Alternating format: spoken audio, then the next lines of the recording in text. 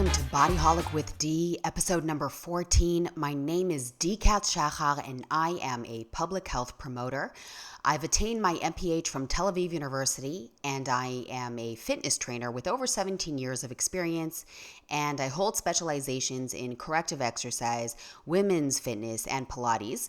I am also the founder and trainer of Bodyholic, the global health and fitness platform and community. I'm the author of the book, Rip It Up for Good. This podcast is a part of my effort and mission as a public health professional because I believe that real science-based information and knowledge is power. And my job in this life is to empower you. I want you to have high and sustained energy throughout the day, and I want you to feel better than you have ever felt before, during, and after your workouts. In and out of your clothing, and not only physically, but mentally and emotionally as well. Today's guests are Rohini Rajeev and Rajeev Vijayan. And I have to say, this was a very special interview with two people who are extremely purposeful. I think that's the main word I would use. They are out on a mission. They are extremely capable. So let me give you a little bit of a background. Rohini and Rajeev are the founders of the Able Mind, which is a platform that facilitates and supports clients across the globe with a proactive and positive mental health support service online. And Rohini and Rajeev have always been in awe of the incredible potential of the human mind to grow and continuously improve. They both have consistently reimagined mental health care as a proactive effort that combines irreplaceable human expertise and compassion with the best of technology. And this is as a way to reach out to people and prevent them from feeling despondent. And they also see it as more important because prevention, I think we can all agree, is considered to be better than a cure. And so they built a stellar team with psychologists and counselors and psychiatric social workers, mental health advocates, all of whom are passionate and purposeful about proactive and positive psychological practices, collaborative care, and holistic health, bringing to the table their vast experiences across various domains. Rohini Rajeev is the founder and chief practice officer of the Able Mind. She has over 2 decades of experience in the field of professional mental health as a psychotherapist, marriage counselor, and mental health wellness coach. She is an international affiliate member of the American Psychological Association, sits on the board of management of India's first NGO, Medico-Pastoral Association, and is currently also pursuing her PhD. Rajeev Vijayan is the co-founder and CEO of the Able Mind. Rajeev has a rich experience of over 24 plus years in IT, working with global companies in leadership roles, leading highly successful businesses and delivering technology implementation for Fortune 500 customers across the globe. While working with government clients, he developed solutions used by citizens across the world, all the while thinking about how he could make a difference and enrich the lives of all Indians who deal with daily stressors on their personal and professional lives. Without further ado, let's go right into this wonderful discussion that I was privileged to conduct with Rohini and Rajeev. Righty. So, Rohini and Rajeev, how are you? I'm so happy to see you. Same here, Dee. It's great. It's great that we've got an opportunity to connect with you on this platform and reach out to your viewers and listeners and talk about a subject that's very, very that we're very, very passionate about, which is mental health and proactive mental health support. So looking forward Thank you to for this asking us. conversation and getting this going. Yeah, thank you absolutely, so much. absolutely. It really is an honor to have you here and talk about our mental health and well-being. And so thank you so much for joining me today. And I'm going to dive right in, and I want to ask you how you, and you can take turns, how you define mental health empowerment. So why do you think mental health empowerment is also important for mental disease prevention? Okay. Can I?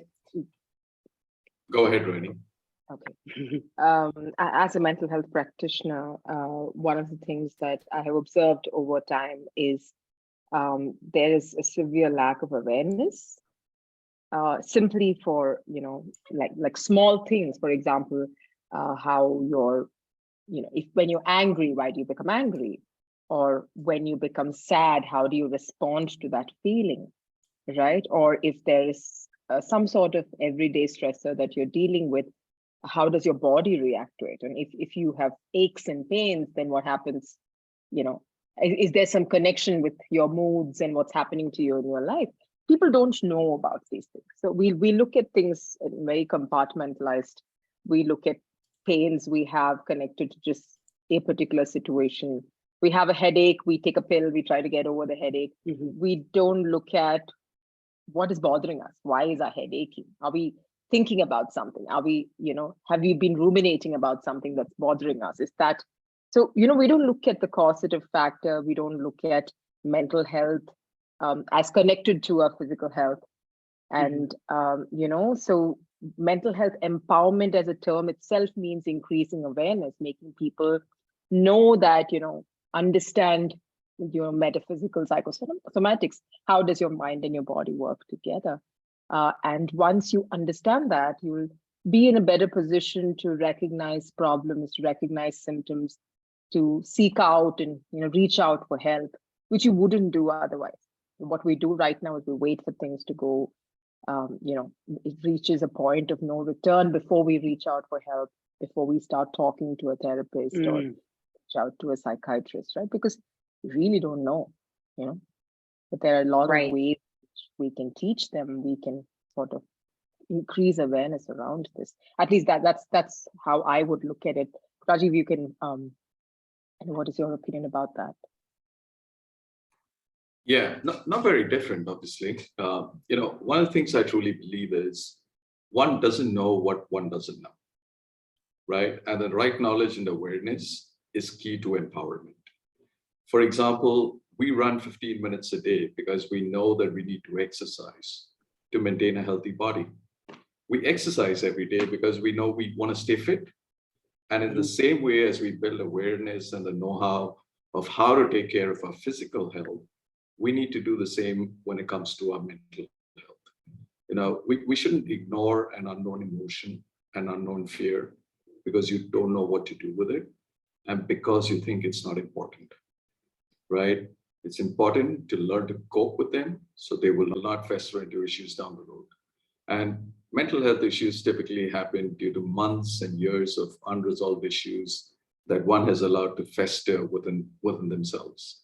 And this empowerment, mental health, awareness, empowerment, the knowledge and resources that people have to take care of themselves and take care of their quality of life and their emotional well-being helps to build resilience and to cope with the challenges more effectively, which results in the likelihood of developing mental health issues and problems down the road or even in the first place. So I want to talk about the identification that you're talking about. So the awareness and identifying, and also Rohini was talking about the mind-body connection. So it sounded to me, and I just want to clarify for myself, for the listeners, when you were talking about the headache, right? Are we talking about the physical pain, health, disease, etc., affecting our emotions and vice versa? So in other words, if I have a headache, do I need to just take a moment and try to understand, is it because I didn't drink enough water? Is there something that's emotionally bothering me? Am I understanding that right? Absolutely. That's exactly what I meant. Yeah. Okay. Because sometimes just reflecting on that is going to be helpful for us. Right. Absolutely. No, it really it resonates with me. And then the other thing I wanted to clarify was, Rajeev, you were talking about the festering, and how do we?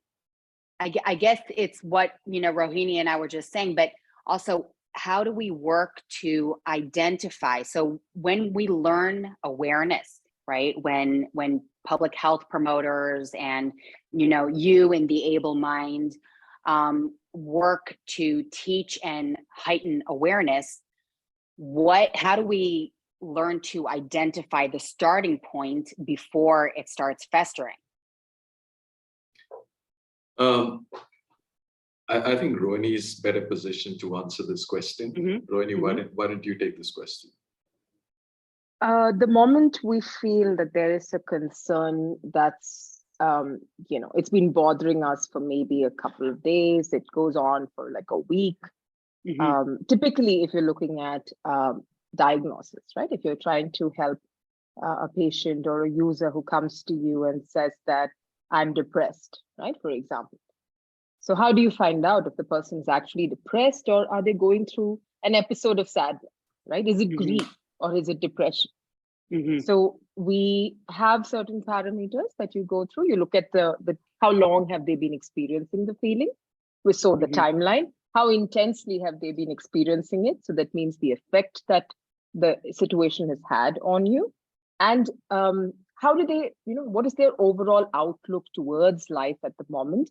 How has life sort of changed for them? So there are different ways in which we can assess if a situation has been festering for a long time. So suppose, you are, if someone is grieving the loss of a relationship, for example, you've broken up and you're feeling a great sense of loss of a partner, you feel cheated, you've been dealing with this for some time, and, you come and talk about it.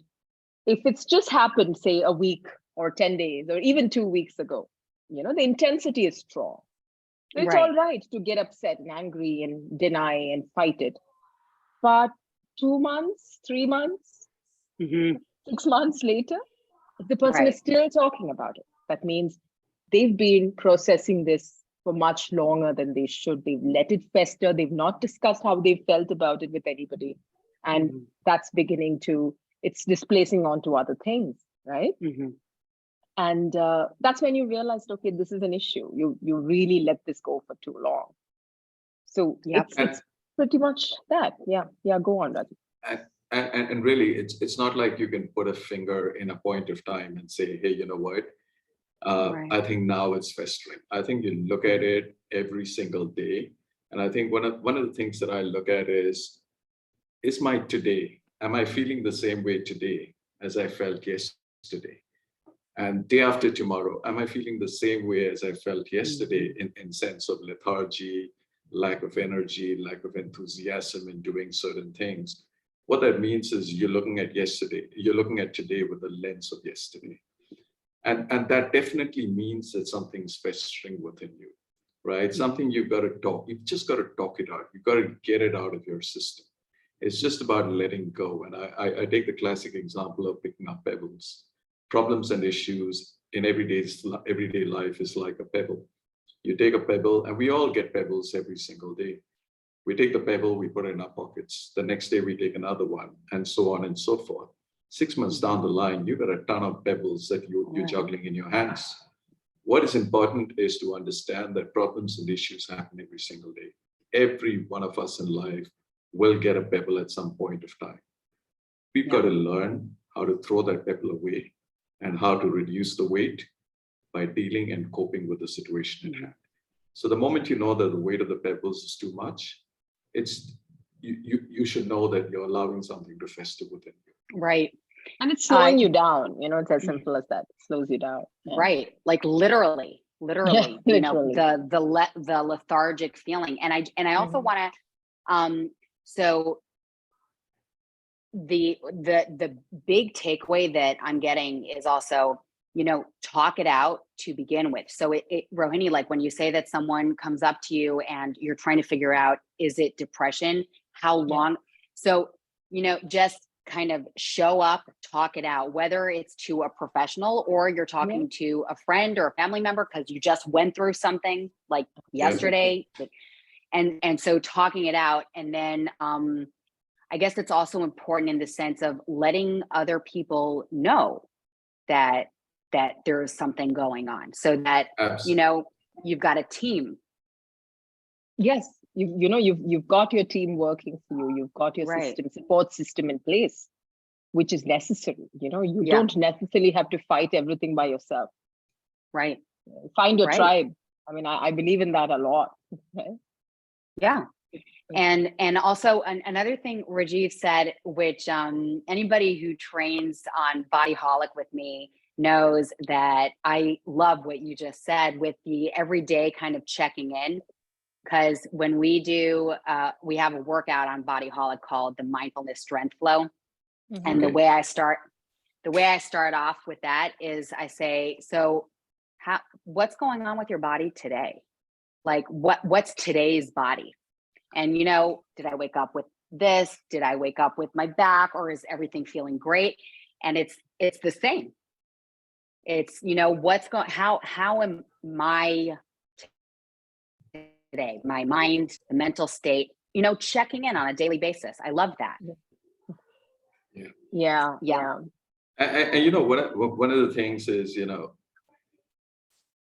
the thing with mental health issues is we sometimes wish it just went away, and we just wish, I hope I don't feel the same way, but just hoping and wishing will not make it go away. Everyone believes time's a great healer, but let's not depend on the uncertainties of time to solve today's issues, which could become mountains over time. So checking in every day, knowing your emotional state, like you said in your program, knowing your body every single day, knowing your emotional state is very important, because at the end of the day, the physical health and the mental health are interconnected, and both have to be working really well for you to have a proper quality of life. And after all, that's what true happiness is all about, having a great quality of life that gets you looking forward to tomorrow as a new day to take on new challenges. Absolutely. Wow, I love this. So I think the next question I have for you is also for individuals and also for professionals. So how can mental health professionals empower their clients to take an active role in their own mental health and well-being? And so essentially what I'm asking is, what steps can you give individuals to take on to empower themselves, prevent mental issues? And I'm kind of hoping that the mental health professionals are going to listen up and incorporate this into their practice. So both for mental health professionals as well as for those who reach out to mental health professionals, right? We're all humans, and it's important for us to understand, just like you said, the way both of you said, when you wake up, think about how you're feeling today, right? Are you in a position? So if you're a mental health professional and you've had a sleepless night, or you've had a fight with your partner, or something about the day has started, you've started on the wrong foot. If you are irritable and annoyed and upset with yourself, are you in a position to help another person? So it's important for you to sort of question that, be in the sort of right frame of mind. I'm not even saying we should be happy all the time and that's the only way you can support someone. No, but it's important to identify whether are you in a position where something can trigger you easily today. If that's the case, are you able to switch off from your personal life when you're helping someone else? Because that's essential. So when you're sitting in the therapy room with a person, who is counting on you to sort of guide them and structure their thoughts. You cannot bring in your problems in your life situation into their problems, and then then it becomes like a mashup which nobody is going to benefit from, right? So as a mental health professional, figure out your ways of coping. Make sure that you're doing whatever it takes to breathe before you start a session. I mean, conscious breathing. We do talk about it a lot, right? We advise a lot. We tell them this is the right way to do it, but do you do it yourself? So ask yourself that question. Make sure that you've eaten well before the session. You're all set so that you're putting your best foot forward. But which is a way in which you make your body and your mind work for you, right? So that's the first one.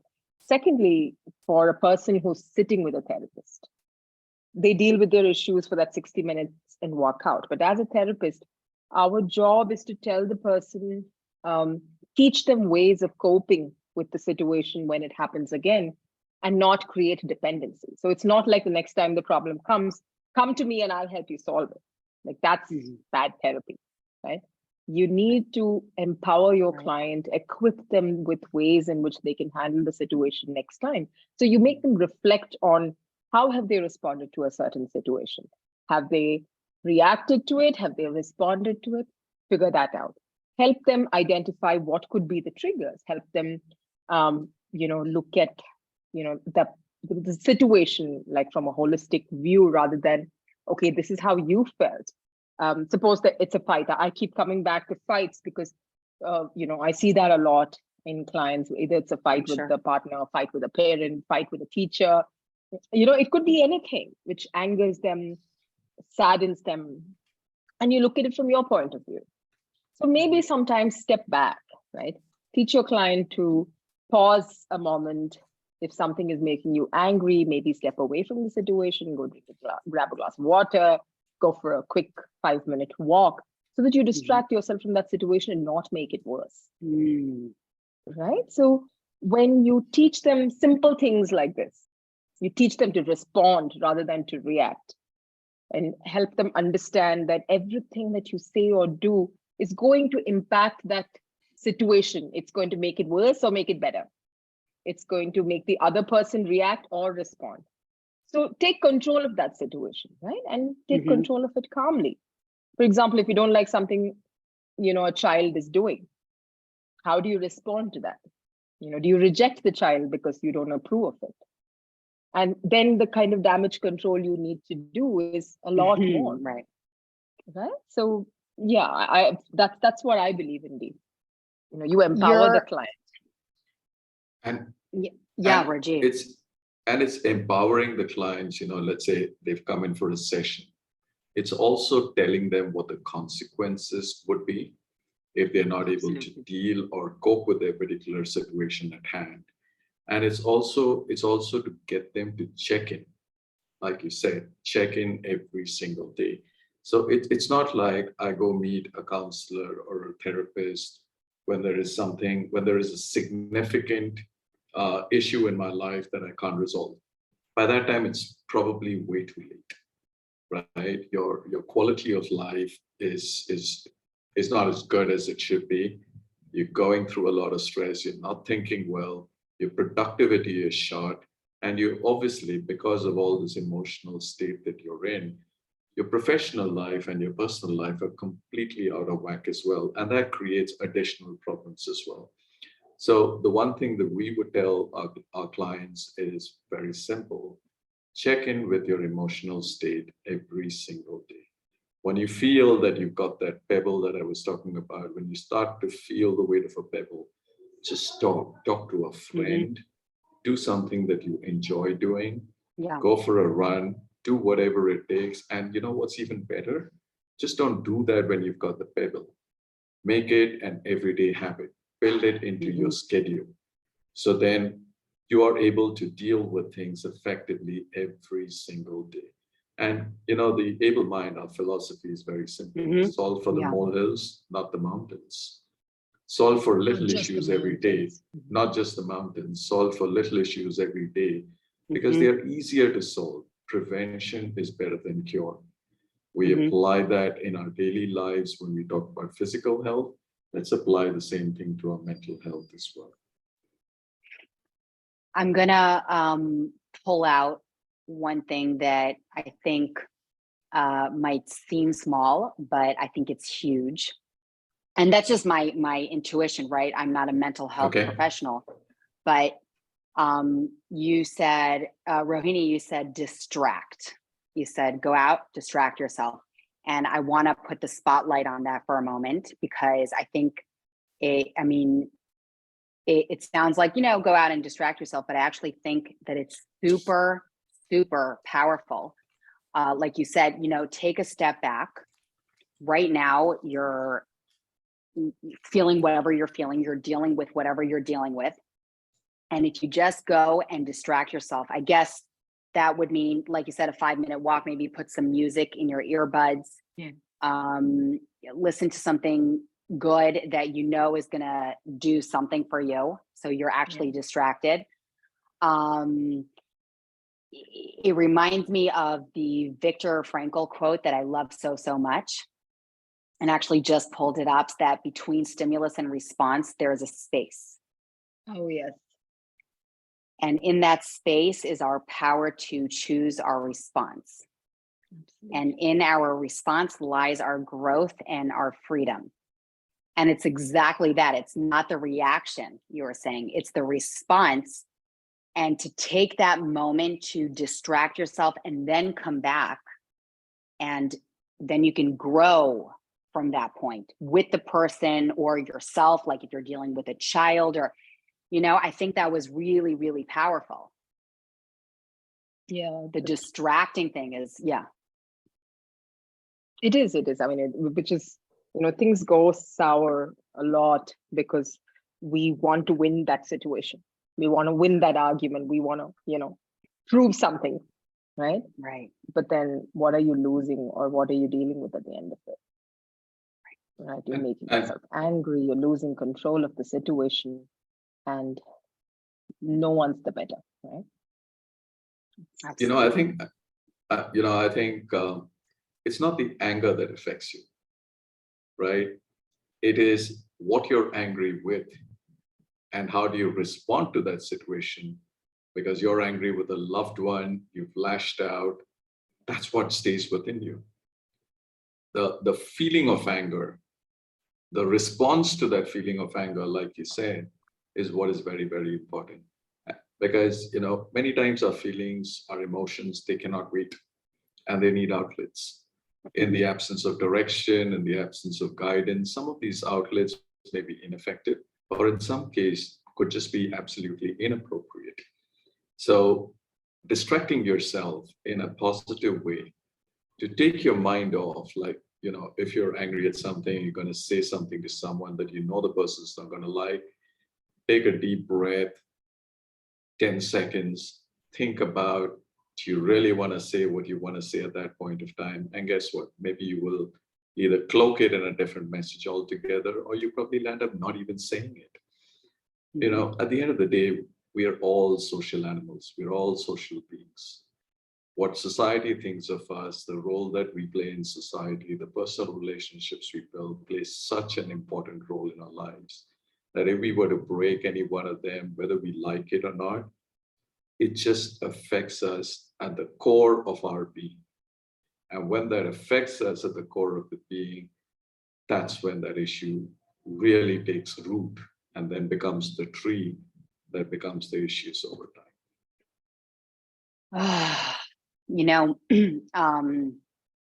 Right now in where I am in Israel,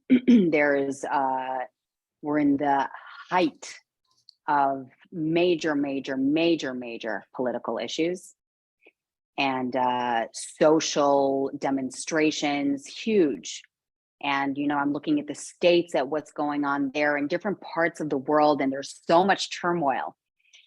And everything that you're saying, I can't not bring it back to what's going around me in society. And it's just that one moment where if we can just breathe for a moment and think about how we're going to respond, because right now it's exactly that. As a collective, the emotions are high. We see it in the States a lot. There's a lot going on there. And there's a lot post-COVID. There's a lot going on. A lot's on fire. And it's like how, this collective state is what we're talking about on the individual level. But if we could reach out and make it a collective effort, that would be wow, right? That would probably be utopia. That would be utopia. Yeah, that's the point. That's the point, Dee, right? And honestly, I think post-pandemic, I mean, we're living. Sorry, none of us have been through this before. You want to say something, Rajeev? No, I said that was probably going to be utopia. Yeah, I heard that. No, so for example, till 2019, right? The way we would respond when a client would come to us with a concern is very different from how we started responding from 2020. Because till then, we were at maybe, over the client comes to the therapist and tells us their problems. And somehow we come up with this version of how, life could be. We give them hope. We show them something wonderful. And we instill that sense of, oh, things are going to be all right. Don't worry. And then the pandemic came in, right? So there's a whole new level of anxiety. There's a whole new level of stress that people are going through. And honestly, that was the first time in 20 years then when I experienced burnout. Because I didn't know how to answer the question when they asked, is this going to be okay? We're all going to die, right? Wow. Things are just, so it occurred to me that till then we almost thought that none of us are going to die, and everybody was living in this world where it always happens to someone else. And not having an answer because I'm just as scared, right? I don't know what is this COVID? Right. Where is it coming from? Where is it taking us? Like you said, the political unrest, the kind of things that are happening around us, Right. Decides how we respond to our individual situations as well. 100%. Because if you're scared for your future, your present becomes very shaky, right? So it's absolutely true when you said that, how it affects us, and it's universal. It's not just Israel, it's not just US, it's not just Turkey, it's not any specific country, it's all of us. Right. Absolutely. There's definitely this collective global absolutely sense. And very, very interesting what you're saying about the way you respond to a person who comes to you for therapy, pre and post pandemic. Yeah. So when you were reaching, this is just really interesting. If you don't mind if we get into it a little bit, and if I get too personal, you just cut me off. It's totally fine. Yeah. But the reaching the point of burnout. Mm-hmm. So you were basically responding the way you would normally respond until you were just burning out, and then there was a shift. Can you tell me a little bit about that? The shift was just being in the same boat as your client, right? Right. Where you're talking to them about, they're experiencing intense anxiety. So those who were not, so-called, there was no mental health parlance, there was no diagnosis made, the so-called normal people without a diagnosis, right? I mean, which we all tend to believe. We live in that myth that only if a doctor sort of prescribes it, we are unwell. That's not true. All of us have a soft spectrum of some sort of problem at all times. But those who have an issue already, who are taking medication for it, who've been battling it for a long time, found it much harder than the rest of us to cope with the anxiety around the pandemic, the overwhelming feeling of mortality and death around them, and putting the mask, and life as we knew it changed, right? And dealing with that change became really tough. But as a mental health professional, seeing and talking to people who have lost 4 to 5 family members in one shot, who have struggled to find medication and not knowing what to do. So I volunteered a lot during the pandemic to speak to those who were affected by COVID-19. They didn't have any psychiatric issue or psychological issue. We were just talking to them because they had COVID, right? Or somebody in their family had COVID. Right. And their questions were all around this. Like, it was all about this, ma'am, when do you think this will end? I'm like, I don't know, right? Yeah.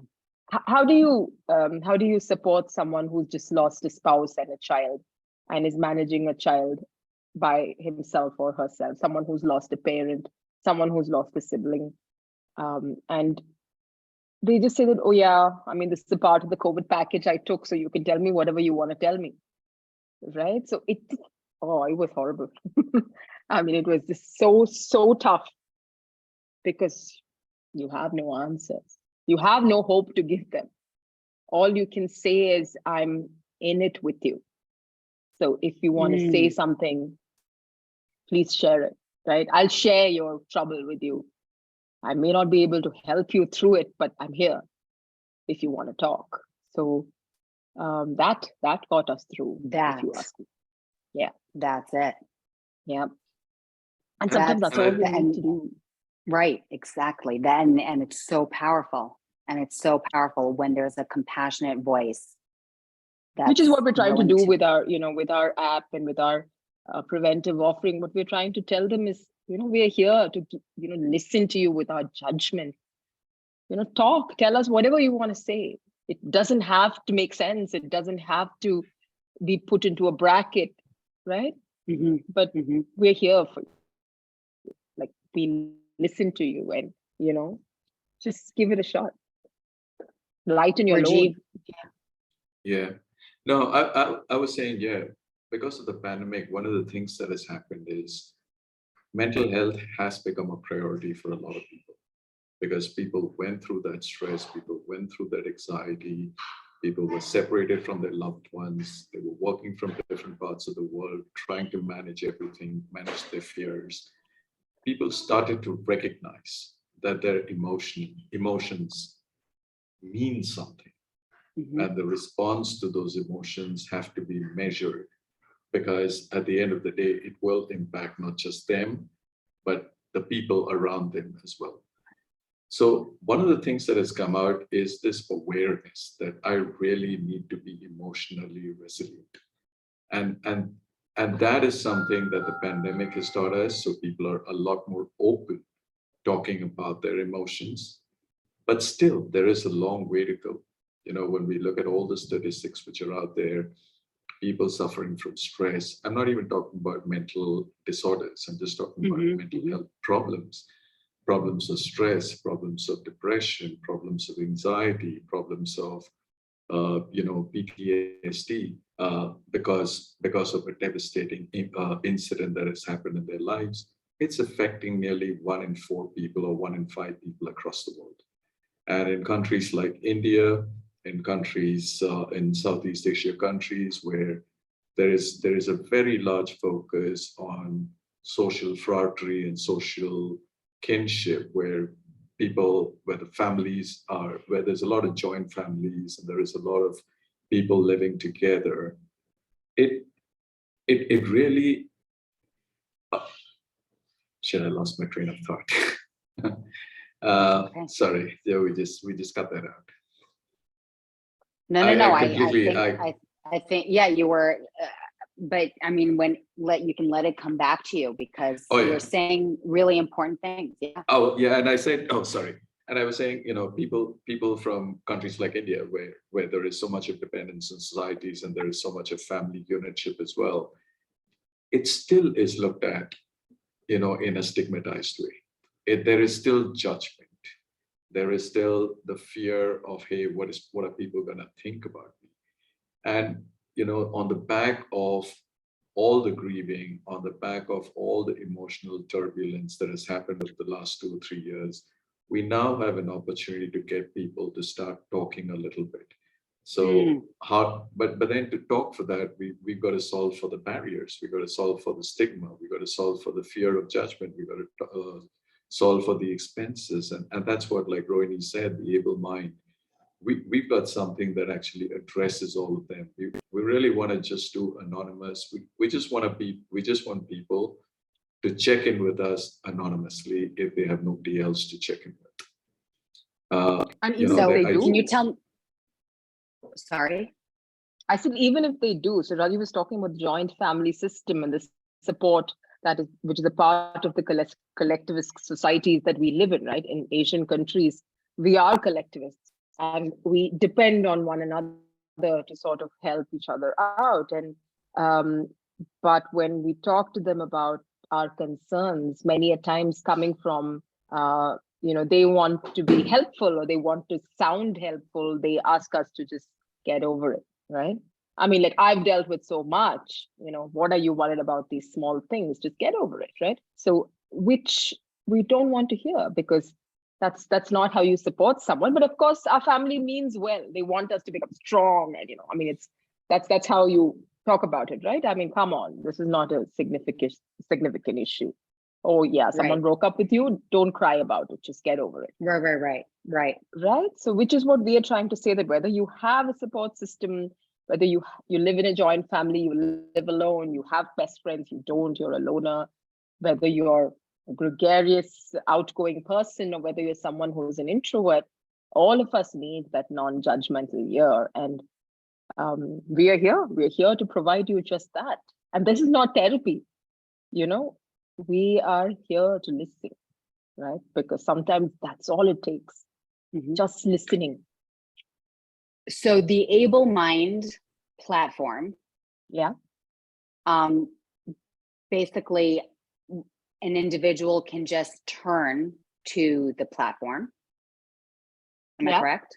That's right. And just anonymously reach out and talk it out and get rid of those pebbles. Correct.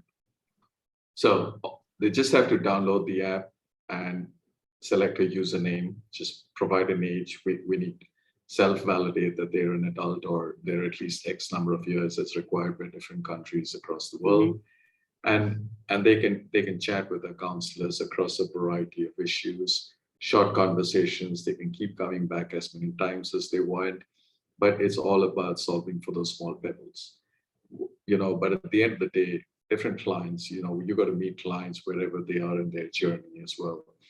So there could be people that require some therapy as well. So through the app itself, they can book their sessions with the counselors. They can continue the conversations, and ideally the app and the conversation. So they can be a part of group sessions as well, right? Counselor-led peer group sessions where it's just an audio session or a chat session where you can just talk and your identity is not actually revealed.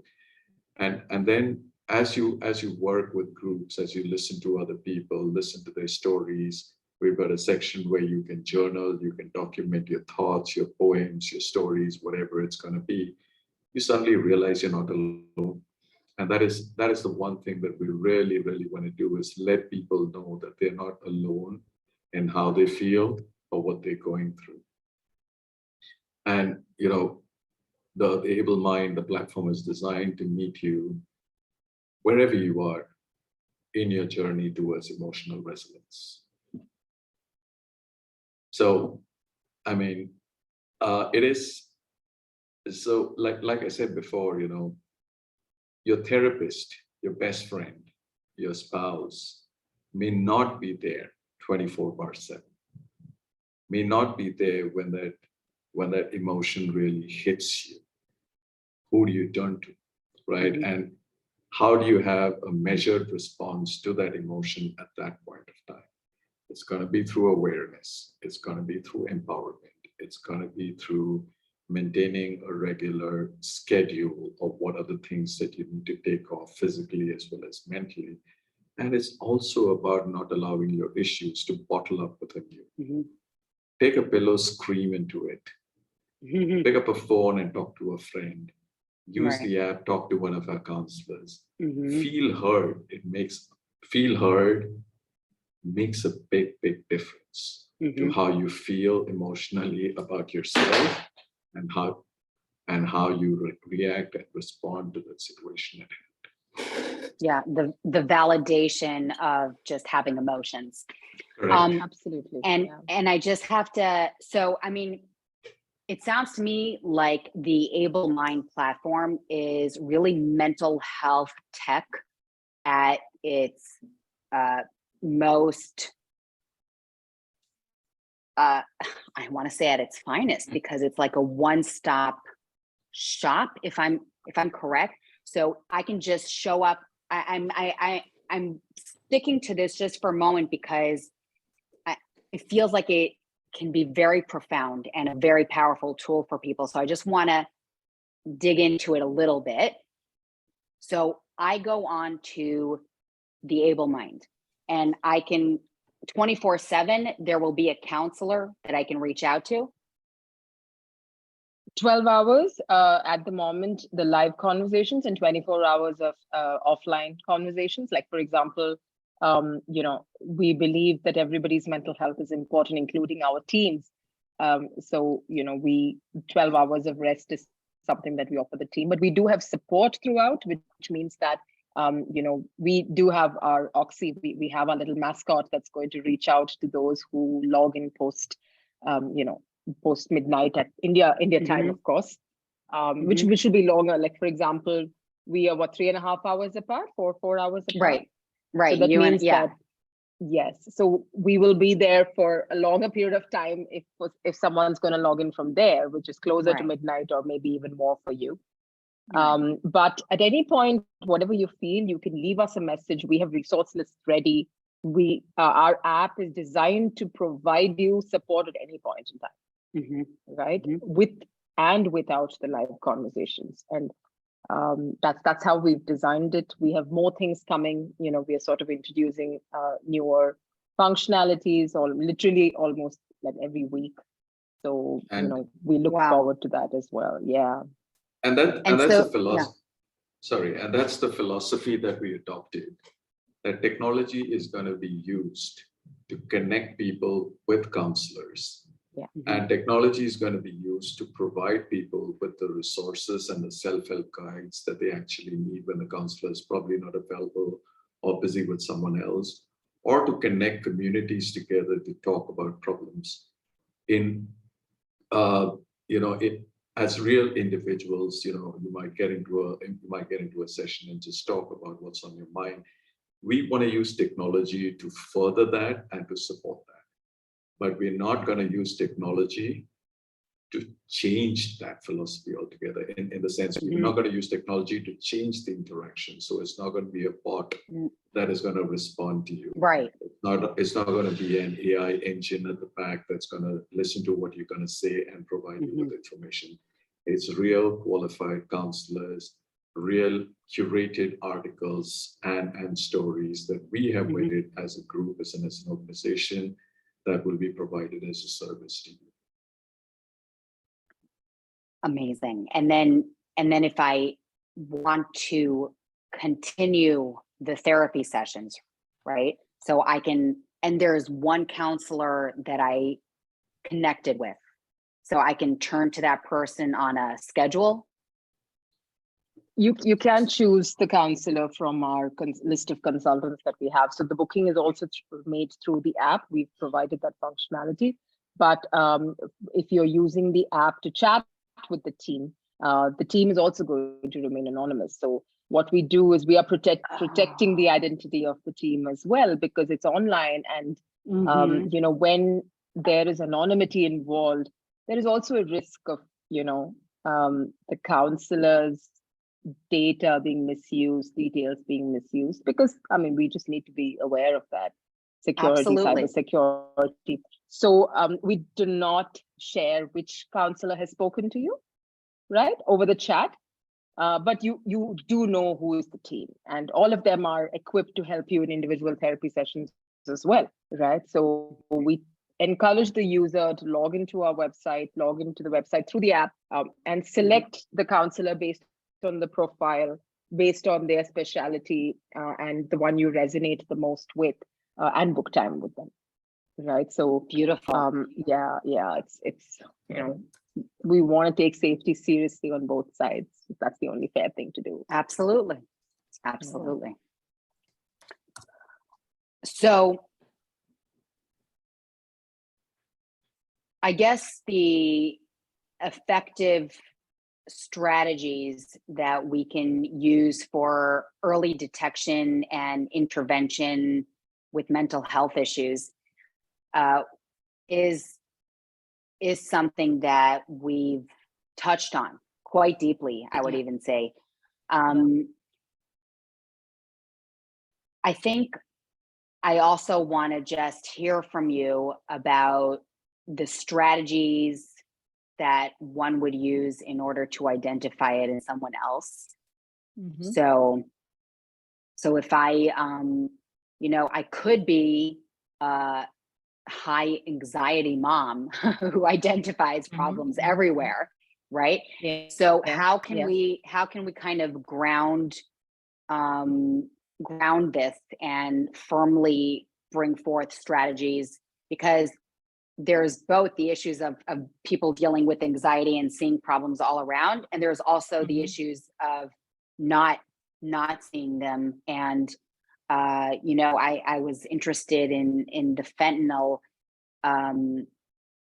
deaths that have been happening in the United States very often, and also throughout the world, where we're seeing teenagers die more and more from overdose, but it's not really overdose. What's happening is that the fentanyl shouldn't be used with such a dosage that they're lacing all this illegal drugs. So it's interesting to me, like, how do I identify, or a friend or as a parent or whatever, how do I identify issues that can help me get this person to reach out? Okay, so there are ways in which we can do that. We do this very often. I talk about this very often in workshops and awareness sessions, because we should know, right? So how do you identify? How do you help someone? A lot of people do not come voluntarily to seek therapy or seek, psychiatric help and medication. They usually wait till a point of no return where it's really beginning to show as very visible symptoms of mental disorders. Like, for example, they get violent, or they get, they do things without really being conscious about it. They indulge in self-harm, right? So those are extreme ways in which then the society or the family just comes together and takes them to go see a doctor. So, but this doesn't happen on its own. Like, if you remember what Rajeev said in the beginning, nobody, you don't just get up one day and feel that, okay, I have a mental disorder, I'm Right. not okay, right? There are everyday signs that happen. So what are those signs? Look at their behavior. Are they behaving differently now from what you've known them from before? Are they being, if it's an introvert you're dealing with, right? If it's your family or your friend who's generally a quiet person. So the quiet person continuing to be quiet is nothing, absolute. It's not a red flag. But a quiet person suddenly showing a lot of interest in reaching out, talking about death, exploring, talking about different kinds of, things that are, talking about end of life things, processing difficult thoughts in a very light, frivolous sort of manner, which is very different from how they behave usually.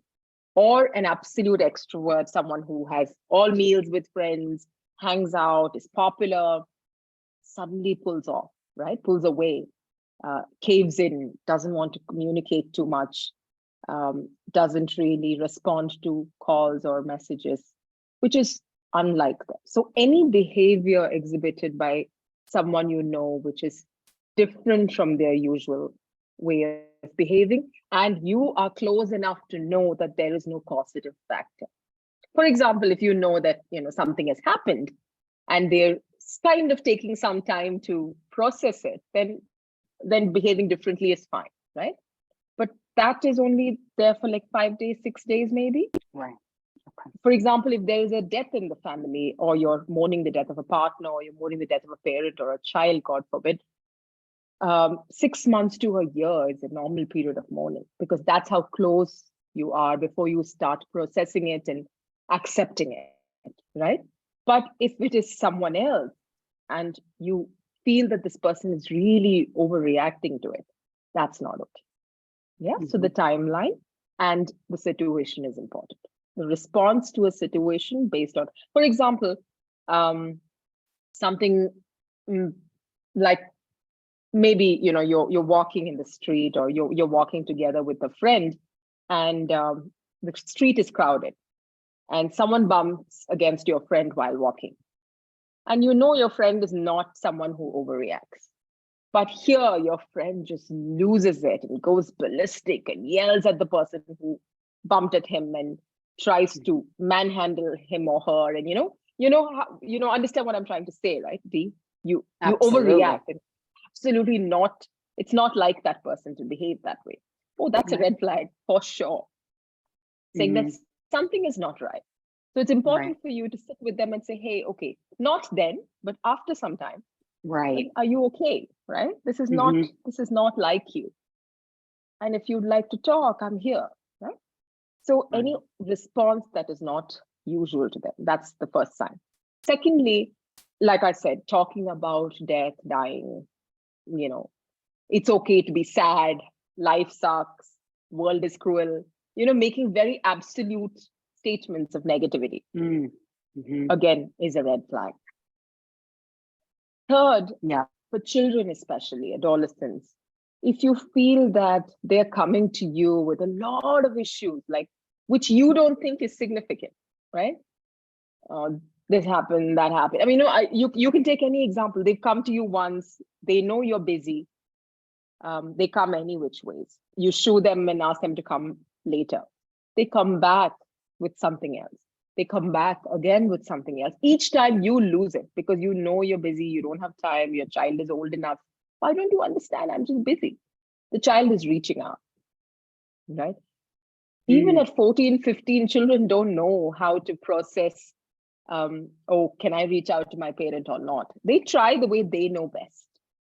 As a parent, as an adult, it's up to you to figure out, why is this happening? I mean, is he or she trying to tell me something? So stop what you're doing and, give them a few minutes and tell them that, hey, I'm going to come back to you on this, right? Just hold your thought. Let me finish this and come back so I can give you full attention. Because they're not going to come unless they really need it. And you push them away, they're not going to come back. And then you become this enemy, which is what teenagers do a lot. Right. So these are simple ways in which you can identify sleep, appetite, social participation, anything in excess or anything within, within unacceptable limits is a warning sign. I mean, that's as much as I can say without getting too therapeutic. No, and it was very powerful. I completely agree. And there was something else you said, Dee, before. High achievers. When you see a high achiever suddenly saying, oh, it's okay, I really don't care, right? Or, hey, that's not my goal anymore. Something's happened. And something has affected his or her or their drive towards getting to goals, because that's what high achievers do, towards getting to goals, towards realizing goals, and now they're okay to let it slide. Take it easy. Something's really affected them. Something's affected their drive. That would be a red herring as well. So I think it's multiple things. It's not about this is the only way to identify it, but it's always about, like Rohini said, the moment you see a change in the behavior without a causative factor associated with it, there is something that's affecting them, and the best help they can get is by just talking to them and saying, I'm here. Do you want to talk it out? They might push you away the first time, the second time, the third time, but ultimately they will open up. Right. And there's that being sensitive to subtle nuances, with the people who are close to you, dear to you, and you could identify it. Anything uncharacteristic, like Rajeev was saying, right? Which is not typical of you. Right. And we've covered a lot, and I just want to touch on just one more thing. So talking about getting into tools, returning to tools, how can we maybe use some very, very practical techniques? I'm right away thinking about fitness, right? My go-to is working out, Absolutely. major de-stressor. And then is there something you want to add to that, or more tangible tools that I'm unaware of that you want to share? Actually, one of the things I do want to share, and I do want to ask you as well, is if, one of the latest research on depression in adolescents has, definitely gone down this path, where it said the 3 hours of physical workout, it could be anything. You could be playing a game, you could be running, you could be going to the gym. And this is the 14 to 18 age group, right? So they say that 3 hours in a week reduces their, depressive symptoms drastically. It improves the way the medication works for them, the way they, look at life. So, they're strongly encouraging this. So I say this to all of my adolescent and, child clients, saying that do whatever it takes to build your fitness, right? Go for a run, do something. 3 hours. I mean, can you take out 3 hours in 7 days? Because that's going to help you. So even this morning, one of my young clients told me that really worked, because I feel when I go out for a run, or I'm just like, I forget what I'm dealing with and I come back feeling happier. Yeah. And, so I think if at some point you're ready to sort of do like a quick, some way of exercising for youngsters, we do a program where we say that, okay, here, learn this, this is a great way to stay fit and stay active and, beat your blues. That'll be great, Steve. I mean, it just occurred to me, why not, right? Right, absolutely. And I have to say, so I know you're talking about the adolescent age group, specifically with the 3 hours a week, but I also want to say that just last night, a Bodyholic member writes personally to me and says, now I happen to know that she's also a lung specialist, and she's saying to me, listen, I've got my kids, I've got the hospital, I've got the and I can't do your challenge right now, because my challenge, we're doing this specific fitness challenge that does it kind of exceeds the 30-minute mark every day. So I said to her, but there's the category feature on Bodyholic, so I made her a video, because there are people like her who just going over a few minutes is unbearable. Just the thought of it is stressful. That's so right. in specifically in Bodyholic, but I'm sure there are other platforms like that where you can go in, you can hit the category button, and I have a category there for 15 minutes or less. So you'll find workouts that are 5 minutes, and you'll find workouts, and it's like, so you can build up those 3 hours in a week. If one part of the day you just hit play on 10 minutes, you did it real quick, and then later on, and I mean, it's so worth it if it ends up being the de-stressor, the enhancer to whatever medication you might be using, the key to increasing your mental well-being. Absolutely. Yeah, it doesn't have to because be we don't really know time. much other than maybe running. Half the time I worry whether the random exercises I see online, is it going to work for me, or is it going to make my condition worse? So an expert like you, if you could sort of we can figure that out. It's just one of those things that I was thinking of, because I think that absolutely, and it's a huge part of my mission. Absolutely. Running is one thing, but there are a lot of people in this world that don't identify with running, but it's okay. Right. It could just be a walk. It could just be climbing stairs. It could just be probably a painting, some art. It could be writing something, but at the end of the day, it's something that you truly love doing. and something that's going to take you into a different world where you are your own and you can forget all the other worries if you engage in that. So it could be meditation, it could be yoga, it could be anything. As long as you do something that you truly love and you immerse yourself in that for even half an hour to 45 minutes every day, or more, if you can afford the time. I think those are the tools. But for that, you need to have self-awareness. What do you like to do? What are the things that gets you into a positive frame of mind? You need to ask those questions. You need to understand your emotional state.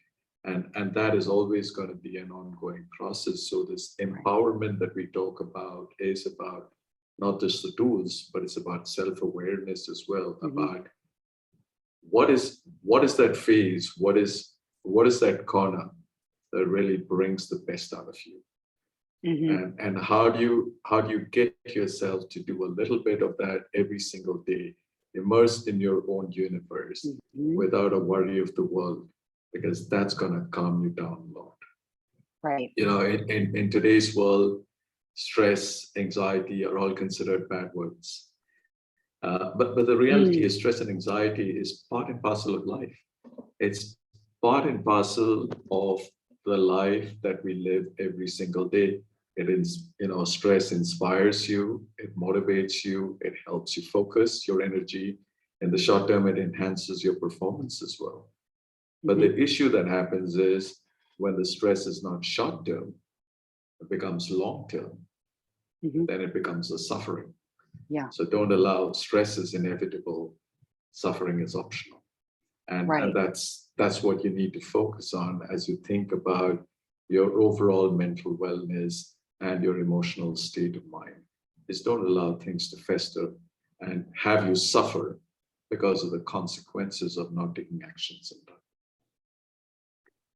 And everything you're saying, I feel like crying. You guys are so special and so wonderful and so caring. So but kind. what you're saying, Rajeev, the tools, right? That basically you're saying, what are you passionate about? What makes your heart sing, right? So, and so take a moment, think about it. That's your tool, going back to what Rohini said, of distraction, right? That's your tool of distraction. So I personally have a client, I'm thinking of her right now. She really does not enjoy fine art. I'm just thinking of a conversation we just had. She's, I don't like fine art. And she is very, very big in the music industry. And so, right? So isn't that funny? surprising. That's why I thought of it. Right. So it's so funny. And I'm thinking, like, she's got to get out, either go to a club or a performance or put something in her ears and just get out. Whatever it is, it doesn't matter. You don't need to be like anyone else. Whatever resonates with you is your tool. Absolutely. And make sure you turn to it and make sure you talk it out with someone, and make sure, I guess also I'm saying, or not make sure, but I'm inviting other people to also look around and notice the nuances and the subtleties and say, hey, maybe we can have a coffee together and just talk. Because you could be making a world of a difference in someone's life. For example, if any of your clients who are diligent in their workouts, if they come constantly, suddenly don't turn up, right? They don't turn up for a few days, then they don't turn up for a week, which is unlike them, check in. Right? Yeah, absolutely. Because maybe that's all it takes for you to save a life. Just acknowledging, another person and telling them that, hey, I noticed that you're not there. Are you okay? Right. Yeah. Right. Which is very, very powerful, because then they feel that, oh, someone noticed. So I'm not that invisible after all. Right. When you keep talking about how do you notice the nuances, right? Right. But you did ask about, I'm sorry, I didn't answer that question. You were asking about, how do you, anxious moms, or, did I answer that? I'm not sure whether I did. No, you did. I was just saying that, there's the person who finds an issue with everything. Yeah, And, yeah. and then there's also, how do we really identify? No, you absolutely answered me. Absolutely. Right. So I would also want to like another giveaway or whatever. I mean, an easy thing that I Yes. think people should Yes. remember when they're feeling really anxious. There are some quick things that they can do to if they're feeling too overwhelmed, right? And they don't know what to do about it, what to do in that situation. I would strongly encourage them to go and splash water on their face. Honestly, it's called the dive reflex. There is the power of cold water on our face.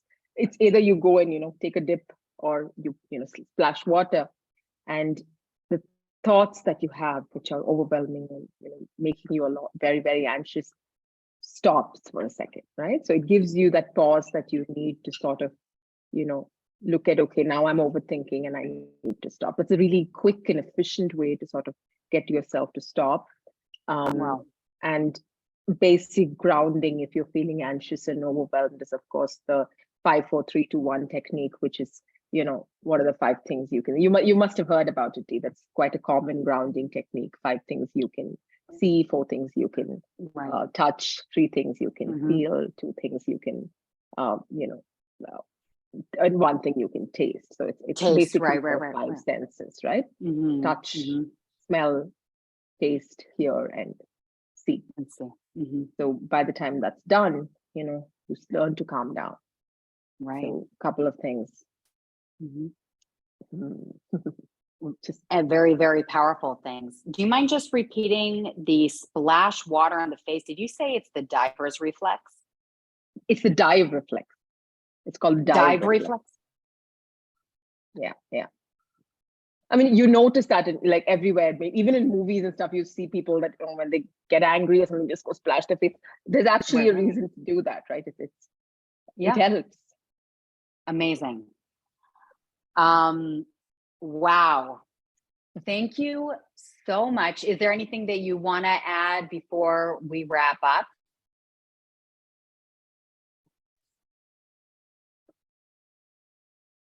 I think Rajeev is saying something. We can't hear you. No, I was just saying there's so much we said already. Right. No, I feel like it was a wealthy session. Like I feel like there's wealth of information, and I'm very grateful to both of you. All right. We're really happy you had us. We're extremely happy that you're hosting us on this platform. We'd love to have a lot of your listeners, a lot of your followers listen to what we've got to say. And I think the messages that we're trying to put across, if it resonates with them, they should put those messages across to other people as well, because at the end of the day, the only way we can change the entire narrative around mental health is at the grassroots level. If one person can help 2 or 3 other people in their journey towards finding emotional well-being and resilience, those people will in fact influence others, and that's going to be the cascading impact that we really want to influence within India and hopefully across the world as well. So our app is called The Able Mind. It's available on iOS and Android. We have a free trial for every new but user. we're going to also link it. We're going to link it so that it's easy for people to find. It'll be linked on the podcast page. That'd be great. And it will be linked on LinkedIn and on Instagram and wherever we put the sound bites on from the podcast. One of the things that I wanted to sort of sign off with is as long as we understand what are the limitations within which we work, whether it's our body or whether it's our mind, and we don't focus on those limitations, we focus on what are the things that are working for us, and we fine-tune that a little more, right? And we reach out. We don't have to deal with things alone. We deal with it together. Things are going to be all right. It's something I believe in. If we focus on what's not working for us and how we're dealing with this by ourselves, and life is a struggle, then life is a struggle. right? But it doesn't have to be that way. And I'm just going to say to my listeners that if you're just listening this and you're not seeing it on YouTube, then I highly recommend you hop on YouTube, quickly get to the end if you've listened to this part up until now on the podcast, to see Rohini's face when she says that, because it will reassure you. I didn't realize you were going to put it on YouTube. I have bad lighting. No, it's perfect. It's perfect. It's perfect. Thank you so much, Most people listen and don't watch. Yeah. Thank you so much. And we'll be in touch. We will definitely work together to do good in the world. And I really, really appreciate your time and your information. Thank you.